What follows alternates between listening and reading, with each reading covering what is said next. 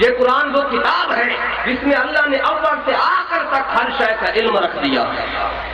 اب ان سب باتوں کو امام جلال الدین سیوطی رحمۃ اللہ تعالیٰ نے اپنی کتاب الاتقان صفحہ نمبر 126 جلد نمبر 2 میں بیان کیا سب اقوال کو۔ اب جب اللہ رب العزت نے قرآن مجید میں قیامت تک ہونے والے واقعات کی نشاندہی کر دی، جو واقعات آج سے پہلے رونما ہو چکے اور جو قیامت تک ہوئیں گے، ہر بات کی طرف اللہ نے اشارہ کیا قرآن مجید میں، اس کا علم رکھ دیا۔ اب آج سے کوئی 100 سال قبل جب چاند پر انسان پہنچا تو اس چاند پر پہنچنے کا ذکر بھی اللہ نے اس قرآن میں رکھا ہے۔ جب حضور شیخ الاسلام میرے استاد محترم پروفیسر ڈاکٹر محمد طاہر القادری مدد اللہ علیہ، آپ ایک مرتبہ دورے پر تھے، کسی غیر مسلم نے آپ سے پوچھ لیا کہ آپ کہتے ہیں کہ قرآن مجید میں ہر شے کا علم رکھا ہے اللہ نے، تو آپ ہمیں یہ بتائیں یہ جو چاند پر گئے ہیں 3 لوگ، کیا اس کا علم بھی قرآن میں ہے کہ نہیں ہے؟ یہ جو تسخیر مہتاب کا واقعہ پیش آیا اس کا علم ہمیں بتائیں۔ تو حضور شیخ الاسلام نے فرمایا ہاں، اللہ نے اس کا علم بھی قرآن میں رکھا ہے۔ سورۃ الانشقاق آیت نمبر 18 16 تا 18 اللہ تعالیٰ نے مجید میں فرمایا والقمر اذا اتسق لتركبن طبقا عن طبق فما لهم لا يؤمنون۔ فرمایا قسم چاند کی جب پورا ہو جائے تم ضرور سوار ہوتے ہوئے سواری کرتے ہوئے ایک طبق سے دوسرے طبق پہ جاؤ گے۔ حضرات محترم، اب جب اللہ نے قسم کھائی چاند کی تو چاند کی قسم کھانے کے مستقبلاً بعد یہ بیان کرنا کہ لترکبن طبقا عن طبق، کہ تم سوار ہو کر ایک طبق سے اگلے طبق پہ جاؤ گے، تو یہ سیدھا تسخیر مہتاب کی طرف اشارہ ہے۔ ایک طبق تو وہ تھا جس پر لوگ موجود ہیں، اس طبق کو چھوڑ کے سواری میں گاڑی میں اوپر جائیں گے سواری کرتے ہوئے۔ تو حضرات محترم، اب اللہ رب العزت نے یہ نہیں فرمایا کہ طبقا عن قمر، کہ ایک طبق سے چاند تک جائیں گے۔ اگر اللہ یوں فرما دیتا کہ ایک طبق سے چاند تک انسان جائے گا تو جو مہمات ہو رہی ہیں اجرام فلکی کی، آسمانی دنیا کی، تو یہ صرف چاند تک محدود ہو جاتی، مگر اللہ نے چاہا کہ انسان چاند کو تسخیر کرنے کے بعد آگے دوسرے طبقوں پر بھی تسخیر کرتا رہے، اس لیے طبقاً کو اللہ نے تنوین کے ساتھ عام رکھا، خاص نہیں کر دیا۔ پھر ایک اور اشارہ کیا اللہ نے، اللہ ترکبن، یہ جمع کا صیغہ ہے۔ عربی زبان میں واحد کے لیے الگ صیغہ ہوتا ہے، تثنیہ کا الگ ہوتا ہے، جمع کا الگ ہوتا ہے۔ تو یہ جمع کا صیغہ یہ بیان کرتا ہے جو لوگ سفر کرتے ہوئے جائیں گے سواری پر وہ کم سے کم 3 لوگ ہوں گے، یہ بھی قرآن میں بیان کر دیا۔ اور اگلی بات جو قرآن پاک میں یہ بیان کیا فما لهم لا يؤمنون، سفر کرتے ہوئے چاند تک جائیں گے، اس آسمانی کائنات میں ہماری قدرت کے نظارے دیکھیں گے، وہاں زندگی کا نظام دیکھیں گے، ہماری ساری نشانیاں دیکھنے کے باوجود بھی، ہماری قدرت کے نظام دیکھنے کے باوجود بھی پھر بھی وہ لوگ ایمان نہیں لائیں گے۔ فما لهم لا يؤمنون، یہ بھی اللہ نے بیان کر دیا قرآن میں، جو لوگ چاند پہ جائیں گے وہ ایمان والے نہیں ہوں گے، بغیر مسلم ہوں گے، ایمان نہیں لائیں گے۔ تو اللہ نے یہ علم بھی قرآن میں رکھ دیا۔ حضرات محترم، آج سے کچھ عرصہ قبل سائنس کا جو نظریہ چلا آ رہا ہے شروع سے، تخلیق کائنات کس طرح وجود میں آئی، اس کا ایک نظریہ پیش کیا جاتا ہے جسے دا بگ بینگ، انفجار کبیر کہا جاتا ہے۔ تو ماہرین بگ بینگ جو انفجار کبیر کا ماہر وہ کہتے ہیں کہ جب یہ کائنات وجود میں آئی تو کائنات کے بننے سے پہلے یہ ساری کائنات زمین و آسمان ابھی نہیں وجود میں آئے تھے، تو یہ سارے کا سارا ایک ضخیم تودا تھا۔ اچانک ایک دھماکہ ہوا، اس دھماکے کے نتیجے میں زمین و آسمان وجود میں آ گئے، اور پھر ستارے بھی بن گئے، کہکشائیں بھی بن گئی، چاند بن گیا، سورج بن گیا۔ اسے انفجار کبیر کہتے ہیں، بہت بڑا دھماکہ ہوا۔ یہ سائنس کا نظریہ ہے، دا بگ بینگ جس کو کہتے ہیں۔ حضرات محترم، سائنس نے دا بگ بینگ آج سے کچھ عرصہ قبل اس کی تحقیق کی، مگر اللہ نے اس کا علم بھی قرآن میں، جب غار حرا کے خلوتوں میں میرے آقا کے دل پر قرآن اتر رہا تھا تو اللہ نے دا بگ بینگ کا علم بھی قرآن مجید میں یہ بھی رکھ دیا۔ اللہ تعالیٰ نے قرآن مجید میں فرمایا اولم یری الذین کفروا ان السماوات والارض کانتا رتقا ففتقناہما، میں کیا کافر لوگوں نے نہیں دیکھا کہ جملہ آسمانی کائنات اور زمین سب ایک اکائی کی شکل میں جڑے ہوئے تھے، ففتقناہما، پھر ہم نے ان کو پھاڑ کر جدا جدا کر دیا۔ تب بگ بینگ بھی قرآن میں آ گیا۔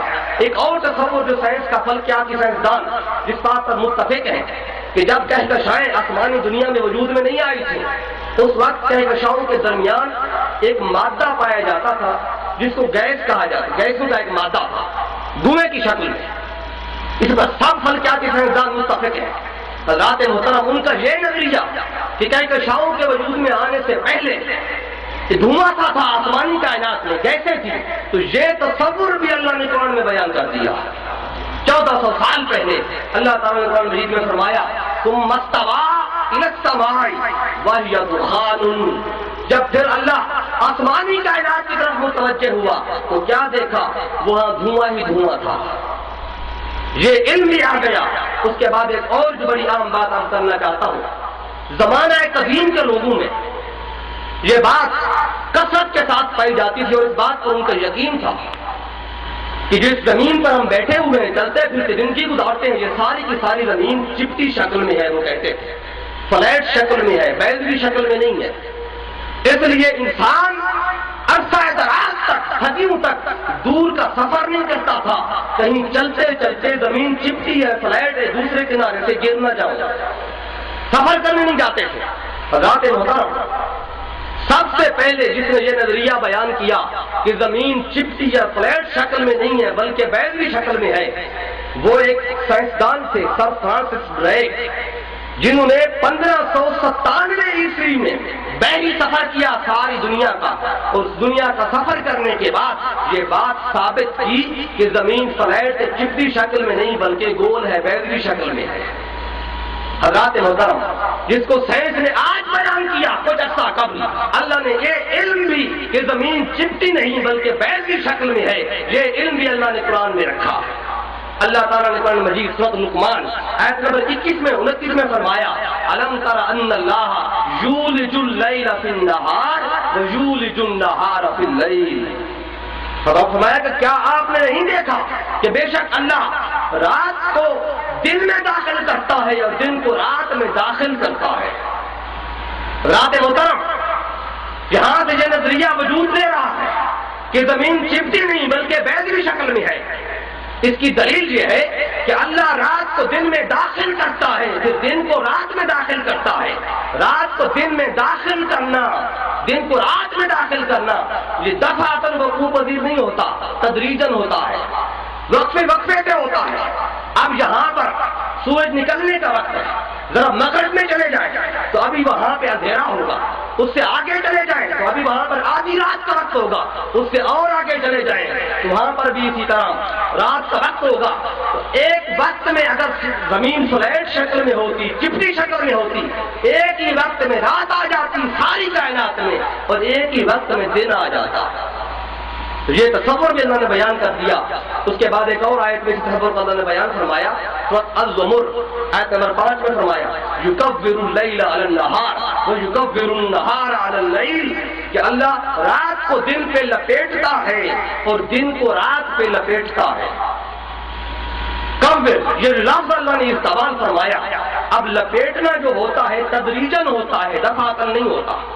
آپ سر پر پگڑی لپیٹتے ہیں تو تدریجاً ہوتی ہے، ایک وقت میں یوں کیا لپٹ نہیں جاتی۔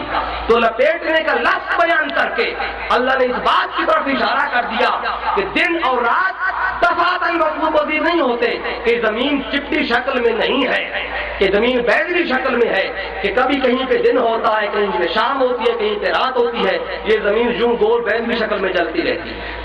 یہ تصور بھی قرآن نے بیان کر دیا۔ ایک اور فلکیاتی طبیعیات کے ماہرین نے بڑا جو ایک اہم نظریہ اپنا بیان کیا کہ خلا میں ستاروں کے مابین، جو ستارے خلا میں موجود ہیں، انہوں نے نظریہ بیان کیا خلا میں جو ستارے ہیں ان کے درمیان ایک مادہ پایا جاتا ہے، پول دریافت کیا، ان کو پلازما کا نام دیا جاتا ہے۔ اس نظریے کو سائنس نے آج سے کچھ عرصہ قبل بیان کیا۔ حضرات محترم، ان کے اس نظریے کو بھی کہ خلا میں ستاروں کے درمیان پلازما ہے، ان کے پل آج دریافت ہوئے، مگر اللہ نے یہ علم بھی میرے آقا پر آج 1400 سال پہلے اس کا بھی انکشاف کر دیا۔ اللہ نے قرآن مجید میں فرمایا سورۃ الفرقان آیت نمبر 59 میں الذی خلق السماوات والارض وما بینہما، وہ جس نے آسمان اور زمین کو بنایا اور جو کچھ ان کے درمیان ہے پلازما اس کو بھی بنایا، یہ علم بھی رکھ دیا۔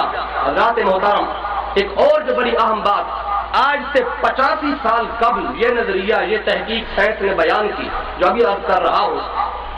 1925 میں ایک امریکی ماہر فلکیات ایڈون ہبل نے مشاہدہ کیا، مشاہدہ کرنے کے بعد یہ انکشاف کیا کہ تمام کہکشائیں آسمانی دنیا کی یہ ہر روز ایک دوسرے سے دور ہٹتی جا رہی ہیں، دور ہٹتی جا رہی ہیں، دن بدن ایک دوسرے سے ہٹتے ہوئے۔ اس کا دلیل یہ ہے کہ یہ کائنات پھیل رہی ہے، ہر روز کائنات بڑھ رہی ہے، وسعت آ رہی ہے کائنات میں۔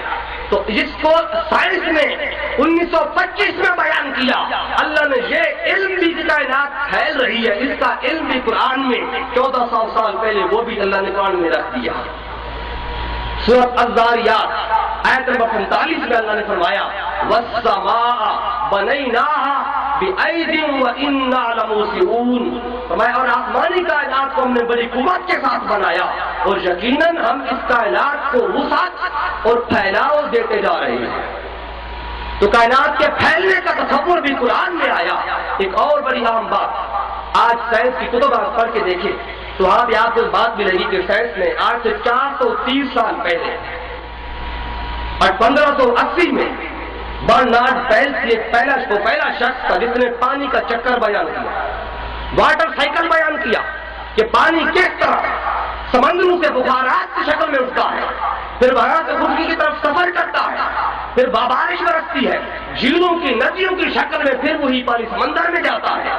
یہ تصور بیان کا نظریہ آیا 430 سال پہلے، مگر اللہ نے یہ تصور بھی سائنس نے 430 سال پہلے بیان کیا، اللہ نے 1400 سال پہلے یہ بھی قرآن میں رکھ دیا۔